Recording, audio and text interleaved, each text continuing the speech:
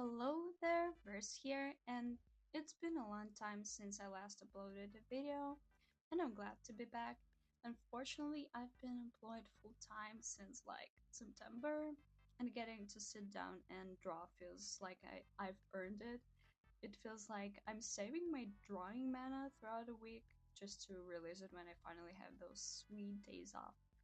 And in this video, we'll be testing out all of those cool art supplies. Some of them I could get here, but the color selection is pretty limited, and it seems like everyone is going on Japan trip this year, so I asked my friend to bring me some art supplies.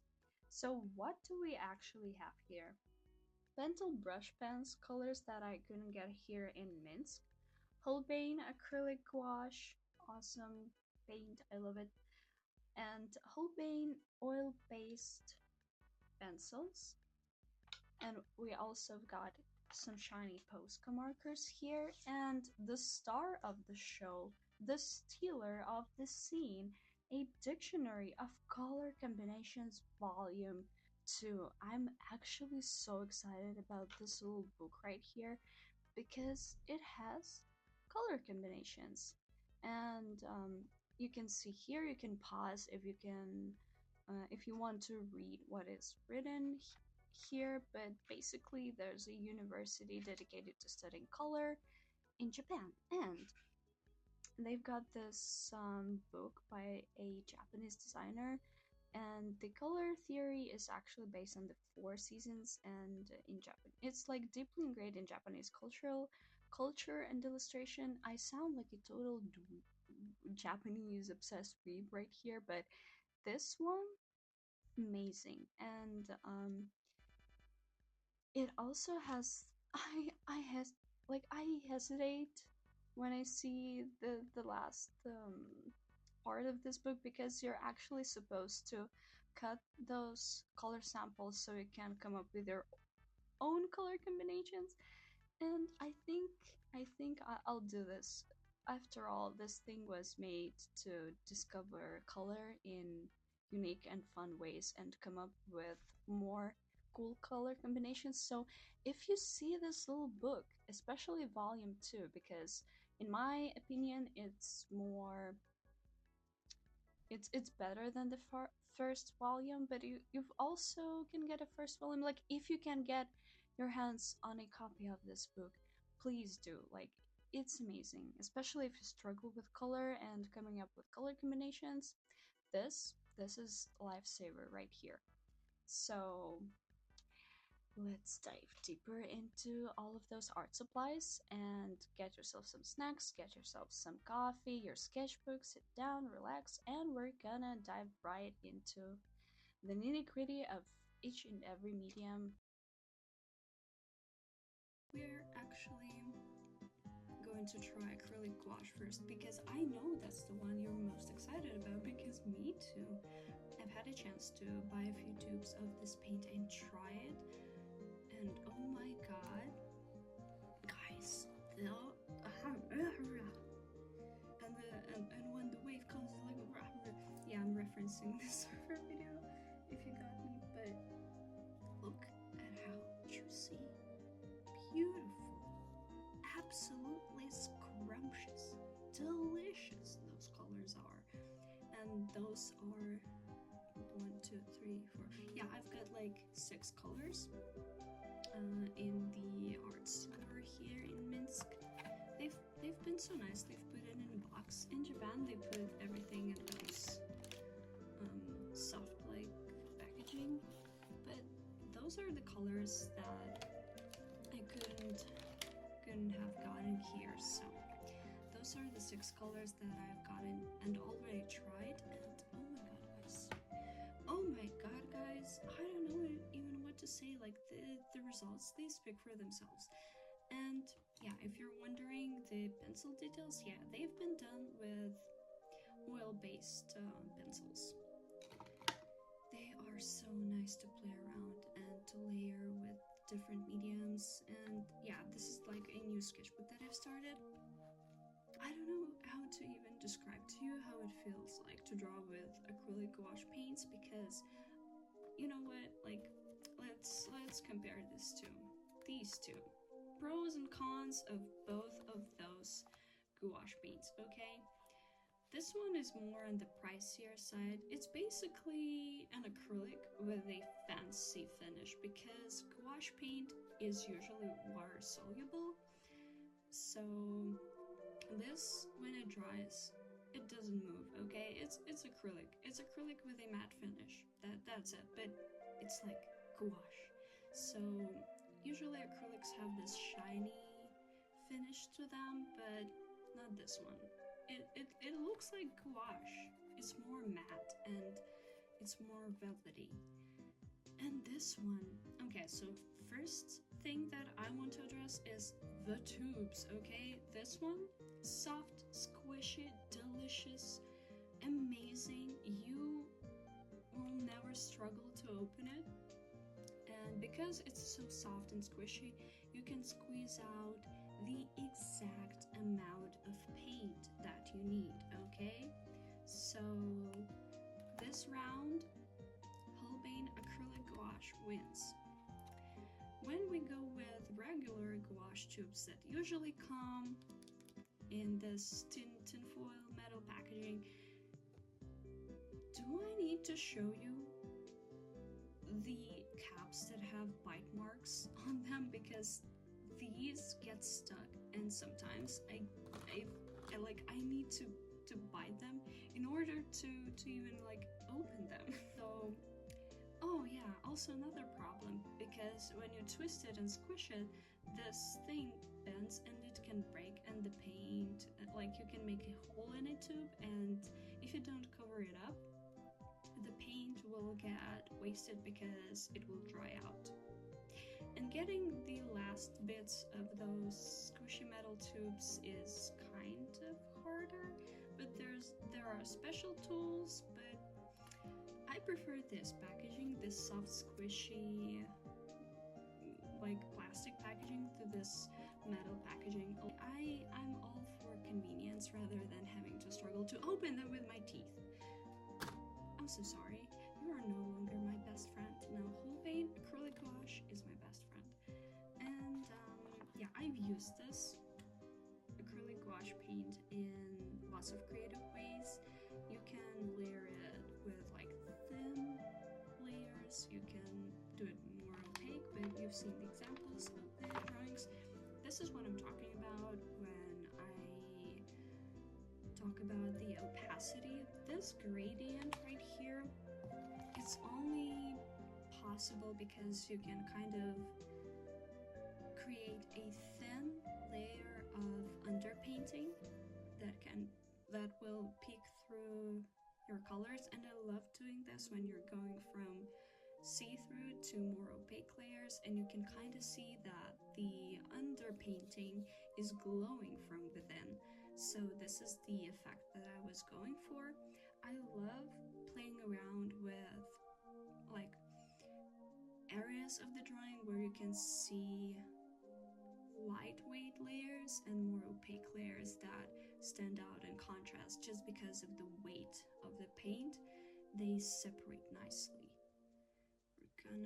How easy is that? It's really important when you paint with gray colors lately. They will just dry. See that it's coming out, and this, so see when it dries, this paint with, so you may have noticed that I often leave my coloring palette like this, and I'm gonna show you what I mean by the reactivation process. So like it's dry here, and you can see, right, like this, it's a hard desert. So we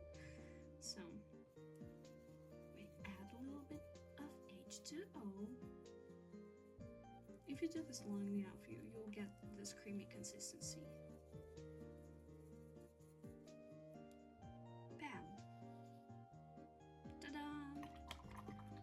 So any paint left on your coloring palette, you can use later.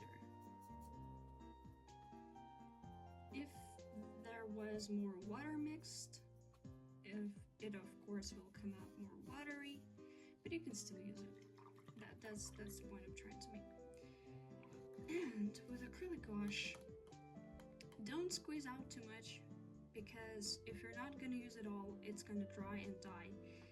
So you want to also wash your brushes really well, because if you don't wash your brushes after acrylics or acrylic paints, they will die too, because the polymer, the acrylic, will get stuck to the bristles of the brush and it will become stiff and unusable.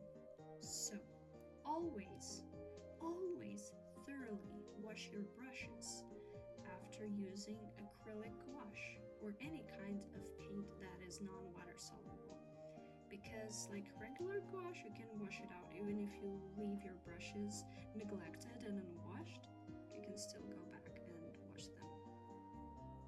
But this paint, nah, this paint don't play, okay? Also, I like mixing properties of this paint. It kind of has this really nice and clear pigments that mix together nicely and have this quality to them that you can, it's a rule that you shouldn't mix more than 2 colors. But even if you mix in gray with, let's say, this red, can you see the beautiful shade of this powdery mauve color that we're getting? I'm not really familiar with English names for color shades, but this beautiful purplish gray, reddish gray with a oh my god, beautiful. See, because oftentimes when you mix paints with other paints, sometimes it doesn't get you the results that you want. They are kind of muddy. Ooh, oh my god, this color is so fun. Oh my god, I love it so much. A really good alternative to white. Yeah, as you can see, like, I was lazy and I didn't want it to change my water, but still those colors coming out clear. Also, if you're painting with gouache, get yourself a big bucket, like a big water bucket, because ooh, you're gonna thank yourself later for this. And keep checking on the muddiness of the water. If you start painting and see that the colors are kind of grayish or ugly, change the water girly pop. You need a water change, so don't forget about that. That's really important too, to keep your colors fresh and crispy. Oh my god. Oh my god. Oh my god. Oh my god. I wanna do an experiment. I want to thin it out. Ooh, it's watercolor paper, but it's kind of working beautifully because the paper is good quality, but do you see? The pigmentation's still there. The coverage still there. When this thin layer dries and you go in with like more layers, it's not going anywhere, and you can use it to your advantage to create nice undertones when you are doing an underpainting. This color is so yummy, I kind of want to eat it, but I won't. Ooh, oh my god. The colors mixed in with this yellowish green are gonna go crazy. Let's mix them with, I want to mix them with this orange and see what will happen. Oh my god, what a beautiful shade. It kind of acts like a really cold yellow rather than green. So there's more yellow in this than green, so it makes colors brighter and more interesting in terms of like shades. So this one is perfect for mixing up crazy shades. I want to mix it with pink. Ooh, oh my god, See? The yellow, it just came out. Beautiful. Oh my god, I can play around with this all day. Guys, this feels so rewarding. It's been weeks since I had time to sit down and have fun with all those paints. I've been looking at them sitting at my desk for like a month. Oh my god. I hate being employed, but also we all gotta eat, you know. Ooh, ooh, what a beautiful shade. I love this shade of red in particular because it's confusing. It's like a bloody orange. Some people will die and say, like, die on the hill saying that this is not orange, like this is red. And some people will say, are you crazy? This is actually the reddest red of reds. I love it so much. It's vermilion, right? I know the shade. I love it. Oh, of course, it's vermilion. The most delicious shade of red that you can get is vermilion. It's like the bisexual of reds. It's not an orange, it's not a red, it's vermilion. That's it. Okay, so next up, I wanted to show you the amazing properties of colored pencils that are oil-based, okay? Oil-based colored pencils are your best friend now because they layer so nicely. I cannot even describe to you how nicely they layer with other mediums, and also because they are oil-based, guys, you can do crazy things with them. This technique is old as time. Maybe you've done it as a kid when you were playing around with crayons. Maybe someone showed that to you when you were a kid, but usually if you use a lighter color, you can use like, I'll use gray. So because it's oil based, it's kind of water resistant. So you see water, it's like, no, that's a bad example. I've got to use something more dramatic. Okay, and let's use blue. It works best with watercolors, but I just want to show you. Oh yeah, see? Do you see? It acts like water repellent. So it's really fun to do this with watercolors especially. Okay, so how I love using them is they are amazing to layer, to blend together. They are much softer than your regular coloring pencils, and they blend differently, okay? This paper has like a little bit more texture, but when you get your hands on an oil-based pencil, you will instantly feel how buttery smooth and easy they are to work with, and how nicely and thickly they layer, no matter if you are laying a light shade on a darker shade.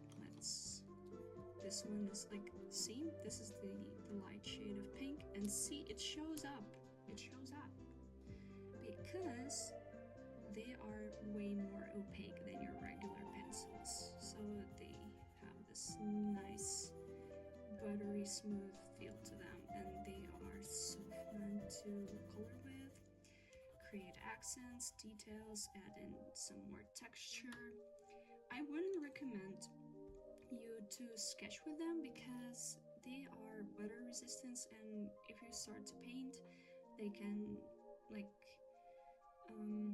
reject the water layer or paint layer or make it so it's harder to stick. I actually prefer Faber-Castell polychromos pencils to just sketch because they are easy to erase. So, but polychromos pencils are soft too, and they are of high quality, but they are not oil-based. But they are good too. So if you wanted to try to sketch with colored pencils, you can try them. Let me also show you Pentel brush pens. Okay, they are cheap and easy to get, and I just want to show you that those are not like waterproof, but that's why I love them. Okay, they layer nicely in really cool ways with different mediums, and because they are not waterproof, if you are painting, and I usually layer them on top of my drawings. Often I use them for colored line art, but they are cool for giving this nice mysterious effect of watered down line art, especially if you are using brush pens. And talking about Pentel and brush pens, this is my favorite Pentel brush pen that you can get. They're relatively cheap and they work beautifully. So the brush gives you so much variety with the line thickness. You can also regulate the ink bleeding, but like those are watercolors, so there's watercolor in them. This is my favorite shade of gray because it doesn't have an undertone, it's just pure gray. And the important thing is, when you are planning, you can buy this once, then you twist with pliers or something, like you get this thing out. You can fill out this with watercolor of your choice. I wouldn't recommend refilling those with inks because inks can go bad and stink. So if you want amazing lasting art supply that you buy once and can refill in the future, those are your best friends. Let's unpack these. The caps look like they are frosted. Let's try them. So those are like acrylic sparkly pens. I'm gonna just quickly swatch them all. I want to see how they interact with water. I mean, Poscas are, yeah, they are acrylics, so those must be not water soluble. So far, the sparkle is, maybe I've shaked them not enough, but I don't see much of sparkle coming out. Maybe they need to dry to come to their full potential. Damn, they seem like they are less opaque than I thought they would be. Maybe I just need to work them some more. Ooh, the pink is showing up for the glitter. Yippee, it's so sparkly.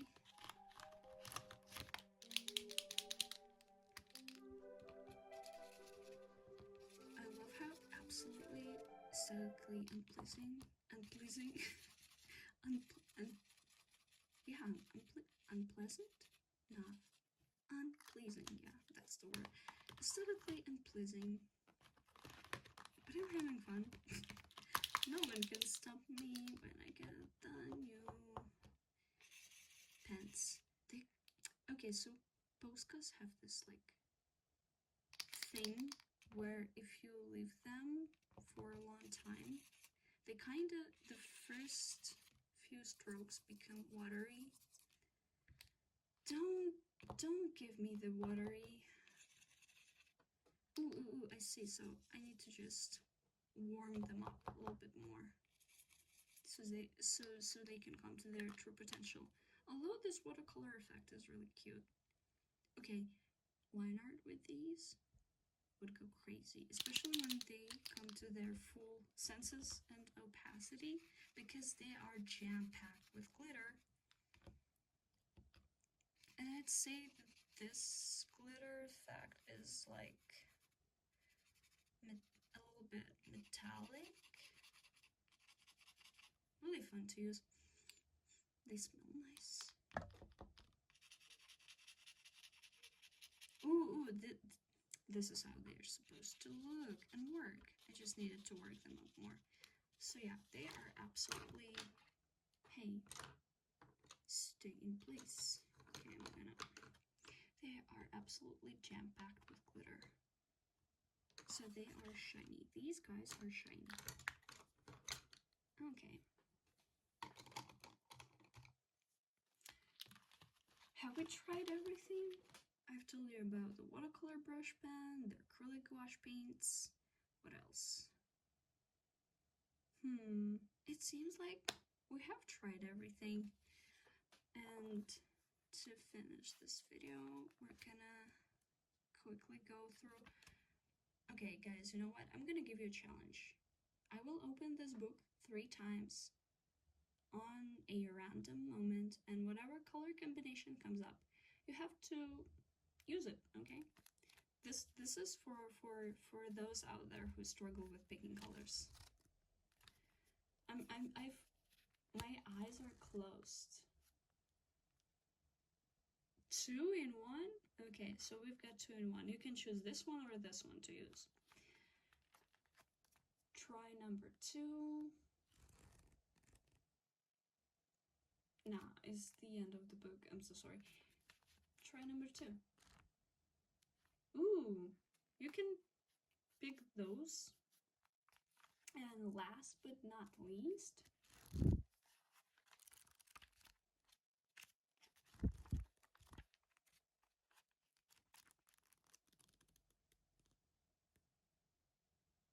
oh my god, beautiful, beautiful! Look at this. You can choose any color combination that we randomly picked. And thank you for watching this video, although it's been chaotic as hell. Verse out. Have a nice day. Oh, I forgot to mention, Sketchbook Design Part 2 is up in my Ko-Fi shop. So if you wanted to get a Sketchbook Design Part 2, I'm just saying you can pre-order it. I've also asked you on my Ko-Fi page what bonus pre-order item you would love to see. So yeah. See you!